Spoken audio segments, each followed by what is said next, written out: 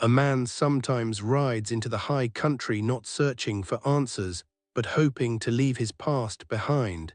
Jadiah Crane arrived in the Montana peaks seeking to vanish. He wasn't looking for a future.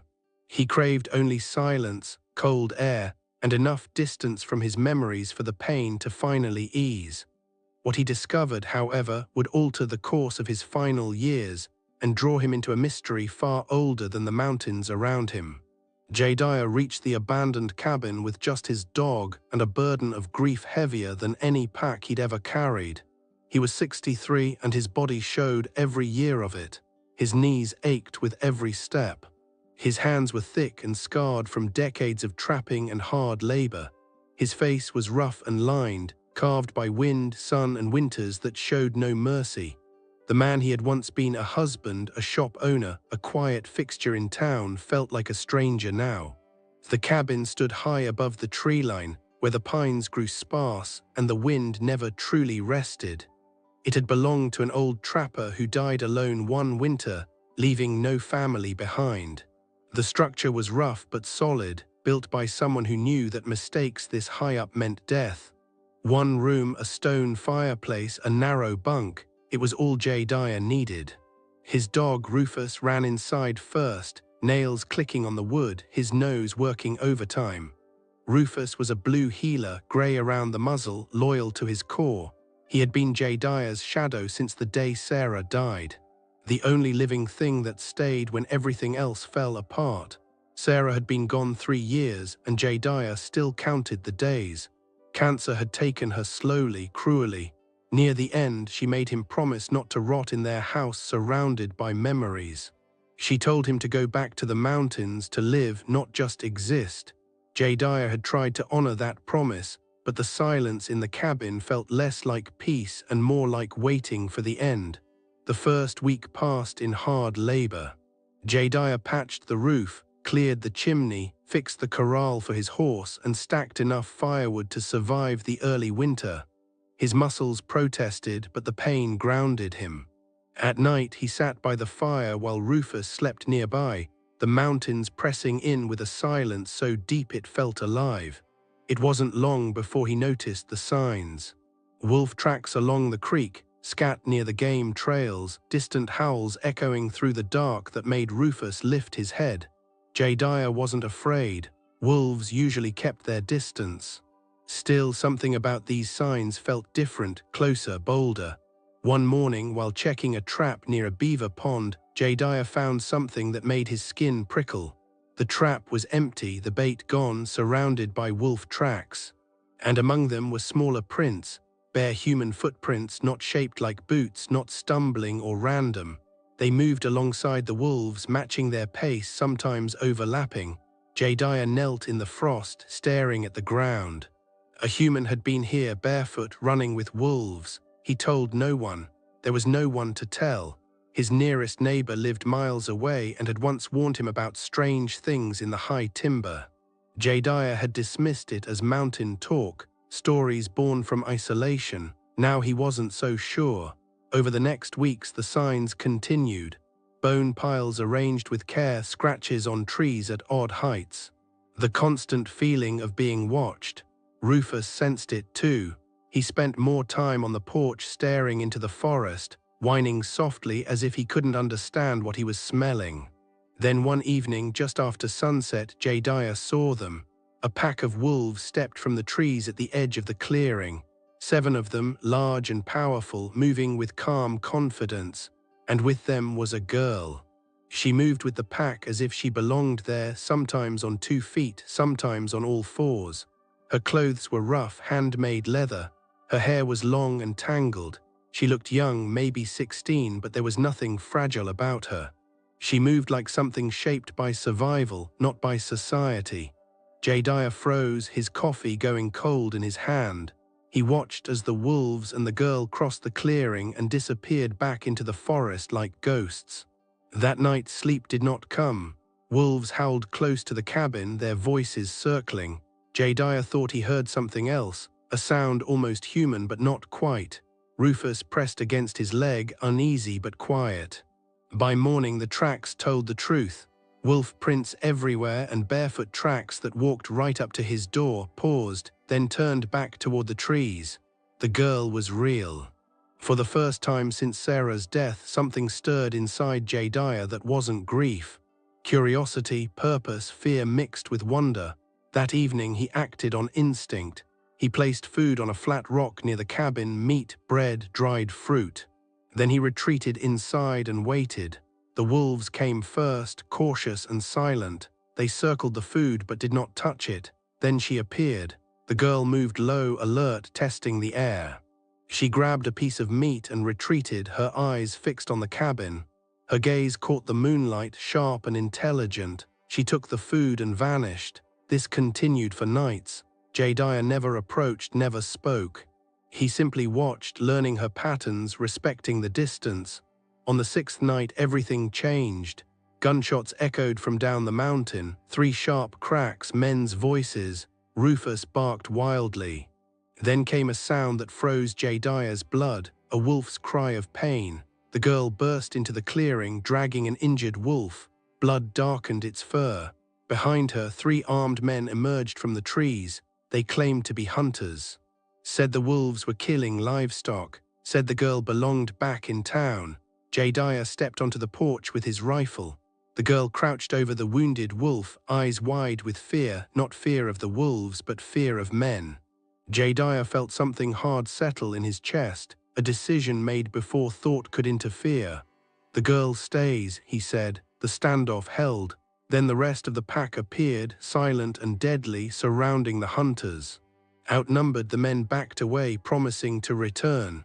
When the danger passed, the girl looked at Jadiah with something new in her eyes. Not fear, not trust, something in between. She lifted her hand, palm up. Jadiah lowered his rifle and reached out in return. That night, wolves entered the cabin for the first time. Jadiah cleaned the injured wolf's wound while the girl watched closely, learning. When it was done, she touched his hand, a thank you without words. The cabin no longer felt like a place to die. It felt like the beginning of something dangerous, impossible, and alive. Jadiah Crane knew his quiet ending had just been taken from him. The girl and her wolves stayed through the night. Jadiah had expected them to leave once the wounded wolf was treated, to fade back into the forest as they always had. But when the fire burned low and the wind howled outside, they remained. The wolves formed a loose circle around their injured packmate, bodies pressed close for warmth. The girl curled beside him, one hand resting on his chest, her breathing slow and steady. Jadiah sat in his chair with his rifle across his knees, watching. Rufus lay near the fire, uneasy but calm, as if he understood this was not an enemy but something else entirely. At dawn, pale and cold, the girl woke instantly. Her eyes opened sharp and alert. The first thing she did was check the injured wolf. She touched the bandage carefully, then looked up at Jadiah. He nodded. She made a low sound, almost a hum, and relaxed slightly. Over the next few days, a strange routine formed. At dawn, the wolves and the girl vanished into the mountains. Jadiah worked. He cut wood, checked traps, hauled water, and repaired what needed fixing. By evening, as the light slipped from the peaks, they returned. The wounded wolf healed fast. By the 3rd day, he was limping instead of dragging his leg. By the 5th, he was walking almost normally. The girl lingered longer each night. She sat on the porch steps while Jadiah worked nearby, watching him closely, not like a curious child, but like a hunter studying something new. Jadiah talked to her not because he expected her to understand, but because silence felt wrong now. He told her about the weather, about the mountains, about his dog. Sometimes, without thinking, he talked about Sarah. The girl listened, always listening. One evening, Jadiah tried something new. He took a piece of chalk and a slate he'd found in the cabin. He drew a circle. He handed her the chalk. She stared at it, confused. Then she tried to copy him. The shape was uneven, broken, but it was close. Her eyes widened not with fear, but with wonder. From then on, learning became part of their evenings. Jadiah pointed to objects: fire, water, table, dog. She repeated sounds, rough and broken, but each night they became clearer. Rufus became her ally. She touched his fur gently, curious. Rufus stood still, tail wagging, proud to be trusted. But peace never lasts long in the mountains. On the 7th morning, Jadiah rode out to check his farthest trap line. Every trap had been smashed, bent metal, broken chains. Jadiah felt the weight of it settle into his bones. When he returned that evening, the girl sensed it immediately. She stepped close, making a questioning sound. "They're coming back," Jadiah said quietly. She listened. Then she did something unexpected. She pointed at him, then at herself, then at the wolves behind her. That night, Jadiah did not sleep. The next morning, he decided he needed help. There was only one man nearby who might understand. He saddled his horse and prepared a mule. The girl watched closely. She hesitated, clearly uneasy. The lower country meant danger, men, noise, things she did not understand. Still, she followed. The ride took hours. As they descended, the girl grew tense, glancing back toward the high peaks again and again. The rancher listened as Jadiah explained everything: the wolves, the girl, the men hunting her. "She's been talked about for years," the rancher said quietly. "She's not a thing," Jadiah replied. The rancher nodded. He warned Jadiah that the hunters were gathering more men, that they planned to come after the first snow. When they rode back up the mountain, the girl was silent. She clutched a silver coin Jadiah had given her, turning it over and over in her fingers. The wolves greeted them at the cabin. The girl moved among them, making soft sounds. She was warning them. Preparations began. Jadiah reinforced doors and windows. He cleaned his rifles. He counted ammunition. He taught the girl simple commands: hide, stay, run, danger. She learned fast, too fast. She also began teaching the wolves. Jadiah watched as she showed them positions around the cabin, places to watch, paths to retreat, signals. She was not just surviving, she was planning. When the first heavy snow fell, Jadiah knew time was nearly gone. On the 4th morning after the snowfall, smoke rose from the forest below. "They're here," Jadiah said. The girl stood beside him, eyes fixed on the smoke. No fear, only focus. The first encounter came that afternoon. 3 men approached through the trees. They were careful, but not careful enough. One fell into a hidden pit the girl had dug days before. Wolves appeared from nowhere, circling, snarling, never striking, only driving panic. Gunshots echoed uselessly. The men fled. That night the cabin was quiet, too quiet. The next day shots rang out again, not aimed, just pressure. On the 3rd day silence returned. Rufus growled at the ceiling. Jadiah looked up just as boards creaked above them. "They're on the roof," he said. Wolves erupted upward, scrambling onto the cabin roof. Men shouted. Someone screamed. Bodies slid across snow and wood. The attackers fled again, leaving blood behind. Jadiah knew the truth then. They would not stop. That night the girl spoke a word for the first time. His breath caught. She pointed at herself, questioning. He thought of Sarah, of a name she once loved. "Luna," he said softly. She repeated it. Something changed in her eyes. But danger was closing in fast. When Jadiah scouted the hunters' camp days later, he saw something that chilled him more than any wolf's howl: dynamite. They planned to destroy the cabin. When he escaped and returned, Luna listened as he explained. She studied the ground, then drew a rough map in the snow. She was thinking like a warrior. That night they decided to strike first. Under darkness, wolves created chaos. Jadiah slipped into the camp and scattered the explosives, but he was discovered. A gun raised. Then Luna burst from the shadows. She saved his life. They barely escaped. When dawn came, Jadiah knew the war was not over. It was only beginning, and the next choice Luna would make would tear her world in two. The night Luna saved Jadiah changed everything. They ran until their lungs burned and their legs felt like stone. Wolves flowed through the forest around them, silent and fast, guiding them away from danger. When they finally stopped in a narrow canyon hidden by rock and trees, everyone collapsed. Man, girl, dog, wolves, all breathing hard, all alive. Luna stood over Jadiah, hands on his shoulders, eyes searching his face. "Jed," she said again, stronger now. "I'm here," he answered. "You did good." But the danger was not finished. 3 days later, just after dawn, Rufus barked at the edge of the clearing. Not an alarm bark, something confused, careful. A woman stepped out of the trees. She was unarmed, travel-worn, her face pale with fear and hope mixed together. Her eyes locked on Luna the moment she saw her. "Please," the woman said softly, "please don't run." Luna froze. Jadiah moved forward, rifle lowered but ready. The woman swallowed hard. "My name is Margaret Hayes. I'm looking for my niece. She was lost in these mountains 15 years ago." Luna's body trembled. The woman took a small object from her coat, a broken music box. She turned the key. A soft melody drifted into the cold air. Luna's breath hitched. Tears ran down her face before she understood what they were. Something deep inside her remembered. "My sister sang this to her," Margaret whispered. Luna shook her head, stepping back, confused and overwhelmed. The grey wolf moved to her side, growling low. "She's my blood," Margaret said.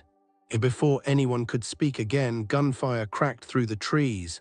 Cutter and his men emerged, weapons raised. The music box shattered in Margaret's hand. Chaos exploded. Cutter laughed. Luna looked at Jadiah, then at Margaret, then at her wolves. She stepped forward. She raised her hands. She offered herself. Jadiah shouted, but Luna turned back once, eyes wet, voice steady. They took her, bound her, dragged her into the trees. The wolves howled in grief. Jadiah stood frozen for only a heartbeat. Then something old and fierce woke inside him. He turned to Margaret. They tracked through snow and forest, guided by the wolves. Cutter had taken Luna to an abandoned mining camp deep in the mountains. At nightfall they attacked. Wolves struck from every direction. Men screamed. Guns fired wildly. Jadiah and Margaret cut Luna free. Cutter tried to stop them. He failed. By dawn, Cutter's men were scattered, broken and fleeing. Luna was safe. They rested in a hidden canyon as the sun rose. Wolves formed a protective ring. Luna slept between Jadiah and Margaret. When she woke, she took both their hands and joined them together. "Family," she said. Weeks later, winter settled in. Luna made her choice. She would live between worlds. Winters with Margaret near the valley, learning words, learning letters, learning people. Summers in the high country with her wolves. Jadiah stayed in his cabin, but he was no longer alone. When spring came, Luna returned with the pack, running through the clearing with laughter in her voice. Jadiah watched from the porch, Rufus at his feet, and felt peace settle into his bones. He had come to the mountains to disappear.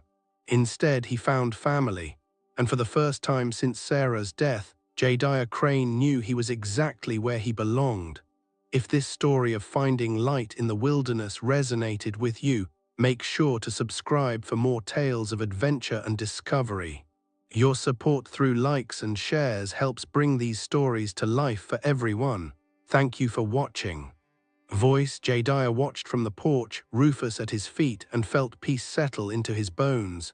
He had come to the mountains to disappear. Instead, he found family.